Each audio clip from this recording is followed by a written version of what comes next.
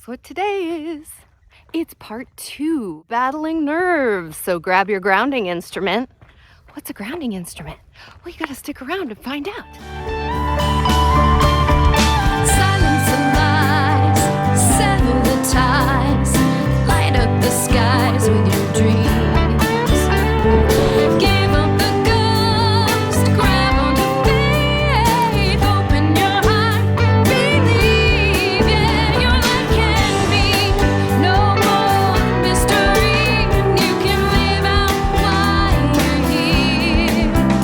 Empty can breathe freely.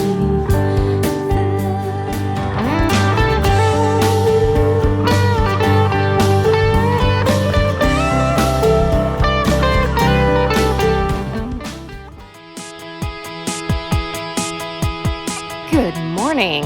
Hey, I miss you. Today we're gonna talk about secrets of the physical body.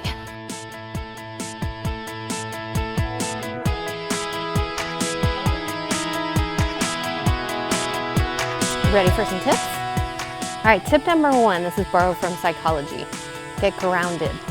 I feel like I'm floating or I'm not even in my own body. Everything feels disconnected, right? Grounding pulls you back into reality.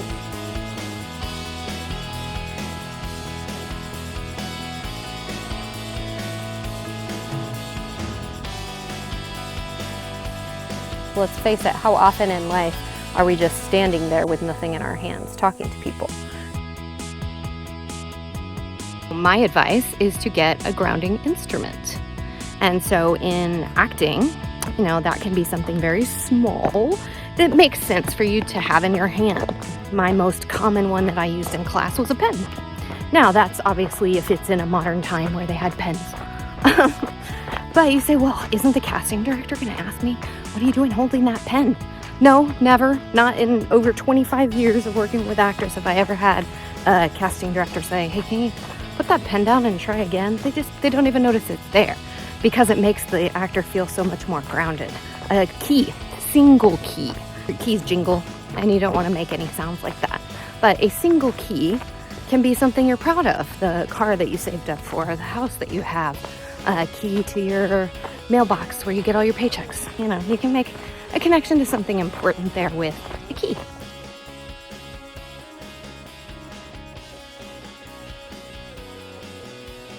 A ticket stub to a great concert that you went to with somebody that you love, a small trinket from a necklace that somebody gave you.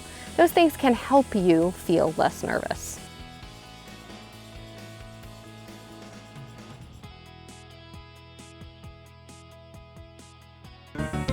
One thing I will tell you not to have in your hand that they always say to have, casting directors have your best interest in mind, so they ask you to hold your script even if you haven't memorized.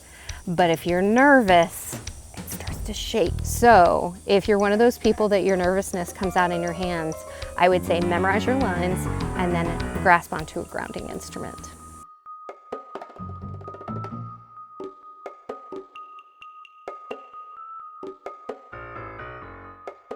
How do we get past this nervous auditioning thing? Most people I know are great with performing. By that time, everything's worked out. They selected you for the part. You've got the mental backing, the preparedness. It's really that audition that seems to be the killer or the thing that makes us the most nervous.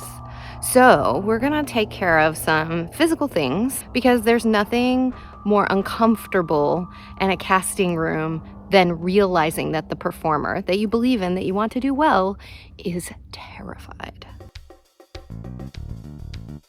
Speaking in front of people is one of the top 5 listed fears of human beings.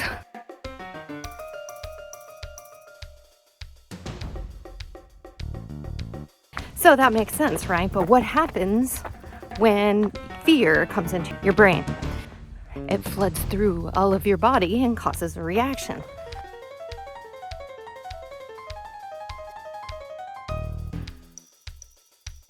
So what are some of the problems that occur? Well, number 1 would be sometimes it makes you forget the words. You knew them just fine outside, And then, bam, the nerves hit and you forget the words. You're gonna wanna jump on over to our lesson on memorization. That is gonna be your best ticket to remembering the lines under duress.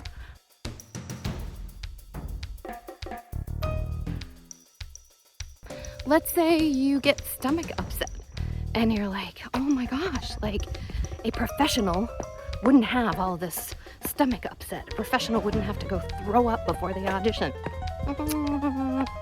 Also, a physical thing that happens, you can't stop. Okay, nervous stomach people, guess what? It's gonna be okay. In fact, I remember this one story while I was casting. This kid's name is totally not Shane. Shane came to audition for a commercial. You know, when you go into an audition room, they're gonna say, hey, how you doing today? And your answer should always be great, right? Because it's a commercial. So Shane comes in, says, how you doing today? And he says, oh yeah, I'm great. How you doing? Does the commercial, books the commercial. What you don't know is about 5 minutes before Shane came into the audition room, he was throwing up outside by his car. Wasn't sick, he didn't have the flu or anything. It was a nervous reaction in his stomach. But he came right back in, auditioned, and booked the role. As a quick fix, just don't worry about it.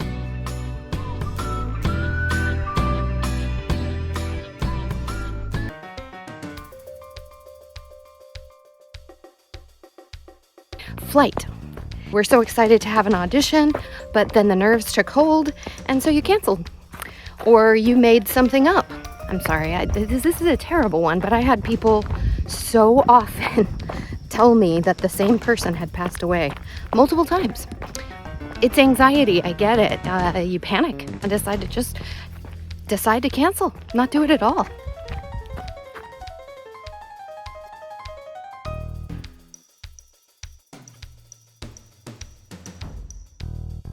Another physical reaction you can have to being nervous is sweating. How ironic is that for me to talk about it out here while I'm likely to be doing a little bit of sweating? But this is a different kind. This isn't a sweat that's produced from athletic endeavor. This is nervous sweating. So, without plugging any particular product, there is some degree of assistance that you can get from certain kinds of deodorant that are made for that kind of chemical. Again, this is a physical reaction in your body produced by chemicals that are flooding. So you can't just tell yourself to stop. Really brilliant, talented actors have this problem sometimes, even big ones. I've acted with some before where you're doing a scene and no joke, the person is sweating so profusely that when they gesture, they fling the sweat and it drops in your eye and you're like, ah, salt in my eye.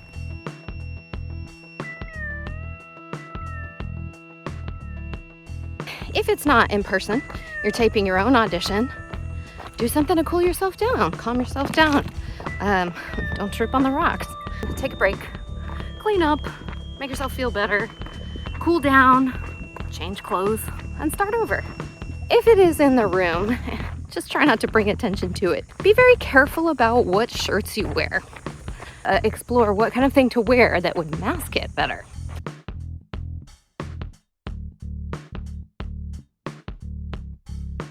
What can you do to stop that?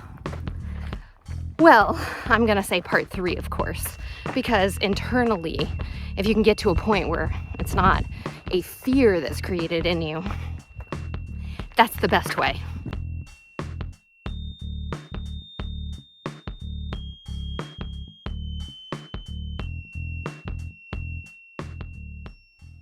Finding a focal point is really important, and as it turns out, if we're talking about on-camera acting, necessary for eyeline anyway. The best, quickest way I can describe it is find the person that you're supposed to look at, and even beyond that, something small on their person to look at. Because if you're aware of the entire room, that can get overwhelming. But if you're supposed to share your experience with one person, which is usually the reader in an audition, then you can focus on their earring or something like that. Obviously give them eye contact when you're talking. But as a way to focus, take that moment to deep breathe before you start.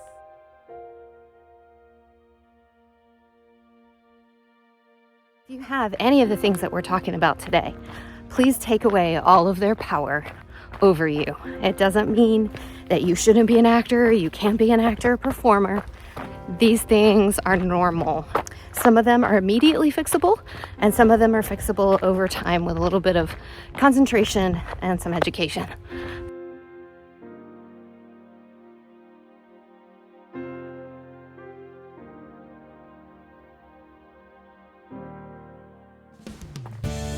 Okay, so these are our quick fixes for the things that ail you. Just keep going, auditioning.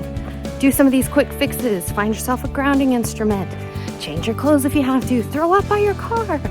And then go in and continue to do your thing. Many of these, good news, can actually be fixed from the inside out.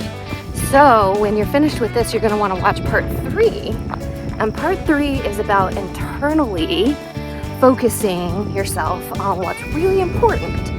And when you're able to focus on the inside, a lot of these things will magically go away.